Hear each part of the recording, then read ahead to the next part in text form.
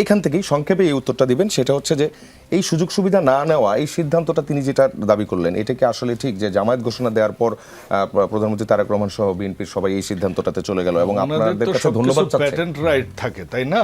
Patent right করা আছে, ওনারা নামাজ পড়ে, আমরা নামাজ আর পড়বো না, কারণ ওনারা যদি নামাজ পড়ে না যে আমি জামাত প্রথম ঘোষণা দিয়েছে কিনা না তারেক রহমান প্রথম ঘোষণা দিয়েছে, মানে প্রথম বলাটাকে থানা লেভেলের নেতাদের আনলে এরকমই কথা। আপনি বলবেন প্লিজ, ব্যক্তিগত আক্রমণে না কথা বলতে আসছে কেন? জি,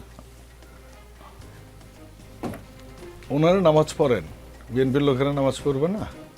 তো ওনারা বলছে মানে বিএনপিরা ওনাদেরকে ফলো করছেন, নিজেদেরকে এত প্যাটার্ন রাইট। ওনাদের তো কথাবার্তার কারোই কোনো ঠিক ঠিকানা নাই, মিথ্যা বলতে বলতে, মুনাফিকি করতে করতে, ধান্দাবাজি করতে করতে এমন জায়গায় আসছে। এক সময় বলে জামাতে ইসলাম মায়ের কোলে ফেরত আসছে, সংসদে বলে জামাতে ইসলামের কোনো কিছু নাই ইসলামী ব্যাংকে। হ্যাঁ, উনি আবার এখন ওটা দাবি করতেছেন যে জামাতে ইসলামের ব্যাংক হচ্ছে, জামাতে ইসলামের কারণে ইসলামী ব্যাংক এরকম হয়েছে। আবার আপনি দেখুন, আমাদের স্বরাষ্ট্রমন্ত্রী এটা কিন্তু উত্তর দিয়ে দিয়েছে, 11,000 কোটি টাকা জামাতে ইসলামে। আপনি মিডিয়াতেও দেখেছেন কি একটা নামে চাঁদা তুলে কিভাবে তারা চাঁদাবাজি করেছে ভোটের সময়, পুরো একটা বছর ধরে কিভাবে 9,000 লোকে ওনারা চাকরি দিয়েছে, প্রত্যেকটার হচ্ছে জামাতের লোকজনকে। এই যে দলীয়করণের একটা বড় উদাহরণ তারা বলেছেন, এইটা অনেক বড় বিষয়। উনি তেলের কথা বললেন, ইন্টারেস্টিং বিষয় নিয়ে আসছেন উনি। ইন্টারেস্টিং বিষয় কি জানেন? তেলের এত লাইন, এত বাইকে ভরপুর। যেদিন কমিটি হলো পরের দিন সকালবেলা আর কোনো বাইক নাই, লাইন নাই, কারণ ওই যে পীর বাবা ফু দিয়ে দিয়েছে রাতের বেলা, বাইক উধাও হয়ে গেছে। আরে ভাই, রাজনীতি আমরাও করি, বাচ্চা বয়সে আসছি, চুলদারি পেকে গেছে। লাইনে যারা ছিল তারা জামাতের লোক?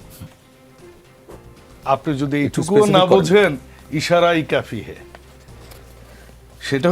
তারপর ওনার একটা মজার বিষয় যে এই যে বিষয়গুলো ওনারা বারবার নিয়ে আসেন না, তাদের ওই যে বললাম, যদি একটা স্থির জায়গায় থাকতেন যে না আমরা এইটা, আমরা ইসলামের নামও নিব, আমরা পূজা মণ্ডপেও যাব, আমরা রোজা পূজাকে এক করে দেখব, তাহলে অন্য বিষয়।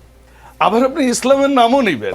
আমি নিজেও তো বাজেট অধিবেশনে বলেছি, জামরুল ইসলাম ইসলাম নয়, কামরুল ইসলাম ইসলাম নয়, জামাতে ইসলামও ইসলাম নয়, ইসলামী ব্যাংকও ইসলামী না।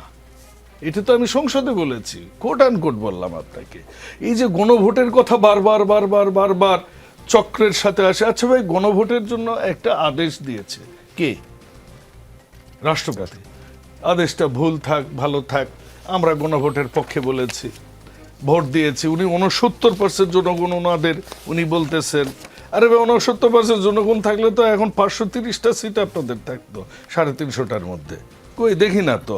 এই 69%-এর 51% তো ধানের শীষের নাকি? ওনারা তো ভাই যে এই যে বলেন আন্দোলনের কথা, 14 পর ওনাদেরকে মাঠে দেখিনি কিন্তু আমরা। 18-তে আমাদের মার্কা নিয়ে নির্বাচন করতে হয়েছে। ইতিহাস ভুলে গেলে তো হবে না। আরেকটা কথা বললেন না যে মক্কা মদিনার বিজয়, এই যে আমি গণভোটটা ক্লিয়ার করি। গণভোটের সময় তো গণভোট হয়েছে, গণভোটের রায় এসেছে, গণভোটের রায় জুলাই সনদকে এন্ডোর্স করেছে, জুলাই সনদ হয়েছে, আমরা জুলাই সনদের অনুযায়ী আমরা চলছি। আবারও একটা গণভোট কেন লাগবে? ডেলি কি খালি গণভোট করতে হবে নাকি? এটি কোন আইনে আছে, কোন সংবিধানে আছে? আপনারা ইউনূস সাহেবকে বসাইলেন, ওসি ডিসি সব নিলেন, শিক্ষা প্রতিষ্ঠান মাওসি সব দখল করলেন, নির্বাচন কমিশন থেকে শুরু করে টপ টু বটম আপনারা ক্ষমতায় চলে আসবেন। কোথায়? জনগণ তো জানে যে বেহেশতের টিকিটের মূল্য এত বেশি না।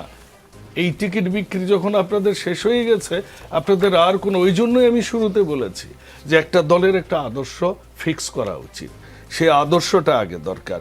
গণভোট হয়েছে, গণভোটের রায় চলে এসেছে, আমরা গণভোটের রায় মেনে নিয়েছি।